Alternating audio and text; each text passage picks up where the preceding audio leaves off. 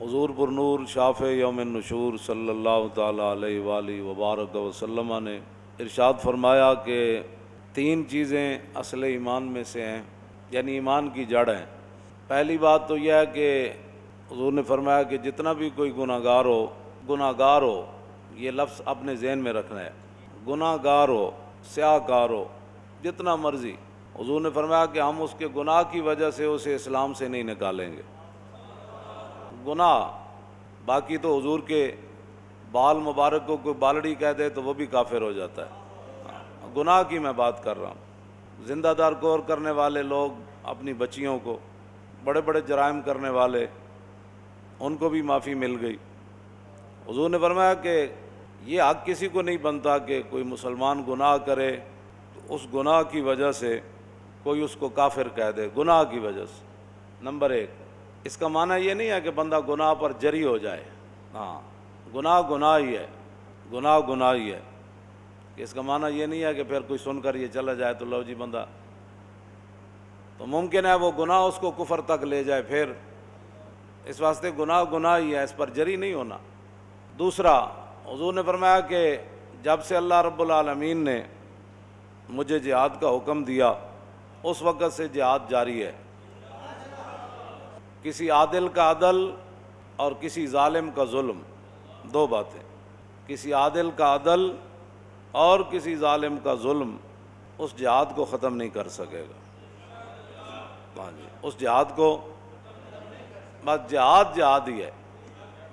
حضور نے فرمایا یہ جاری رہے گا اور یہاں تک کہ میرا آخری امتی دجال سے جہاد کرے گا،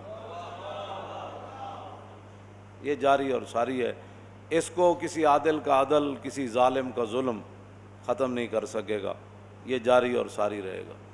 اور تیسری بات، والایمان بالاقدار، فرمایا تیسری بات جو ایمان کی جڑ ہے وہ یہ ہے کہ تقدیر پر ایمان رکھنا ہے۔ بس جو تقدیر ہے اس سے بندہ دائیں بائیں نہیں ہو سکتا، مگر کرنے سے بندہ تباہ اور برباد ہو جاتا ہے۔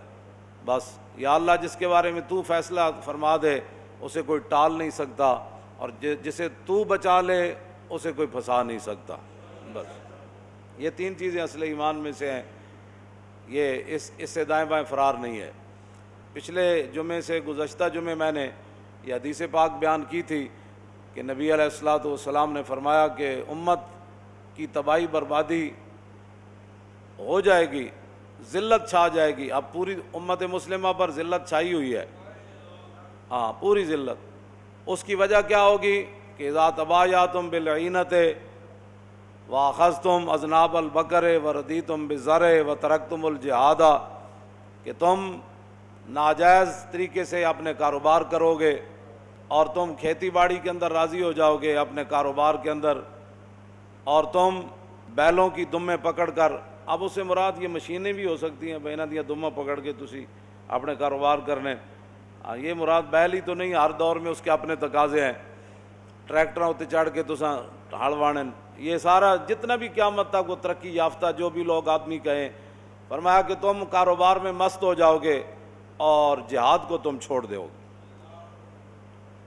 اب آپ بتائیں بھائی، جہاد پوری امت مسلمہ کے اندر کون جہاد کر رہا ہے؟ کوئی بھی نہیں کر رہا، بلکہ جہاد کو انگریزوں نے پہلی گالی بنا دیا۔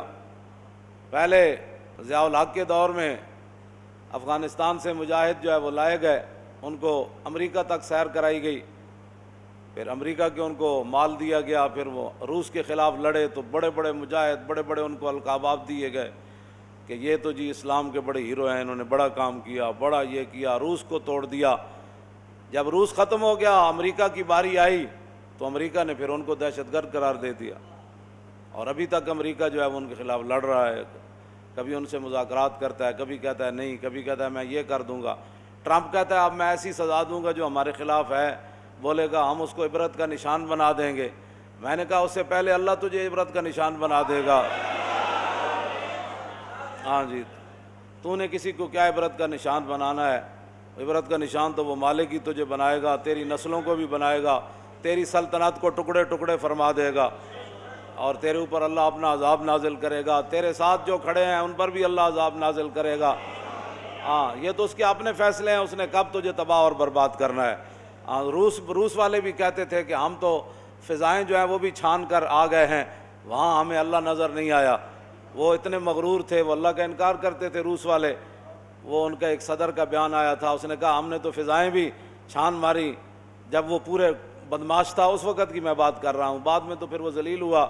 تو لیکن وہی روسی تھے جو فضاؤں کو تو چھان آئے تھے کہ ان کو وہاں رب کی قدرت نہ ملی، لیکن وہ جب بھوکے ہوئے تو کوڑا کرکٹ کے ڈھیروں سے وہ روزی کھا رہے تھے، تلاش کر رہے۔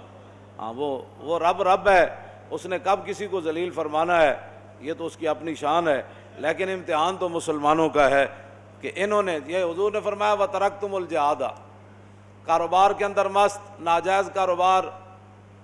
آپ جانتے ہیں ناجائز کاروبار کیا ہے، ساری دنیا کو پتہ ہے ناجائز کاروبار کون کرتا ہے، ساری دنیا کو پتہ ہے وہ پیسے لوگ کیسے کماتے ہیں، کس انداز سے کماتے ہیں، نمبر 2 مال کیسے بیچتے ہیں اور لوگوں کو دھوکہ کیسے دیتے ہیں، ایک مال کا وعدہ کر کے 2 نمبر مال، ملاوٹ، یہ ساری چیزیں مسلمانوں کو پتہ ہے، سارا کچھ کر رہے ہیں۔ حضور نے فرمایا یہ تم کام جاری رکھو گے، لیکن جہاد بھی تم چھوڑ دو گے، پھر کیا ہوگا؟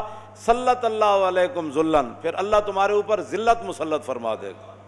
پاکستان سے لے کر سعودی عرب سے لے کر ملیشیا سے لے کر انڈونیشیا سے لے کر اور چیچنیا سے لے کر بوسنیا سے لے کر فلسطین سے لے کر کشمیر تک، کشمیر سے افغانستان تک، پورے عالم اسلام میں ذلت چھائی ہوئی ہے۔ اللہ تعالیٰ نے آگے خود کیا فرمایا؟ ثم لا ينزعه، اللہ اس ذلت کو کبھی بھی ختم نہیں فرمائے گا، ختم اللہ نہیں فرمانی ہے۔ امریکہ کے قرضے سے پاکستان کی ذلت نہیں ختم ہونی، نہ پاکستان کے قرضے اتنے ہیں، نہ اس کی معیشت ٹھیک ہونی ہے، نہ امریکی بیڑے آئیں گے تو پاکستان جو ہے کشمیر پر اپنا بدلہ لینے کے لیے جائے گا۔ وہ 71 میں بھی بیڑا جو ہے وہ سمندر میں ہی کھڑا رہا اور مشرقی پاکستان سے جدا ہو گیا، اور 93,000 فوج جو ہے وہ قید ہو گئی، اور جو کچھ ہوا ساری دنیا کے سامنے ہے۔ تو فرمایا اس ذلت کو رب فرماتا ہے وہ رب نہیں ختم کرے گا، مخلوق کیا ختم کر سکتی ہے کسی کی ذلت کو؟ رب اس ذلت کو کبھی بھی ختم نہیں کرے گا، یہ اعلان ہے رب کا۔ حضور نے فرمایا، حضور نے اپنی زبان اقدس سے فرمایا کیسے ذلت ختم ہوگی؟ حتیٰ ترجعوا الی دینکم، یہاں تک کہ تم اپنے دین کی طرف واپس آ جاؤ۔ مزید ویڈیوز اور اپڈیٹس کے لیے یوٹیوب پر علامہ Khadim Hussain Rizvi official channel subscribe کریں اور بیل آئیکن پر بھی کلک کریں۔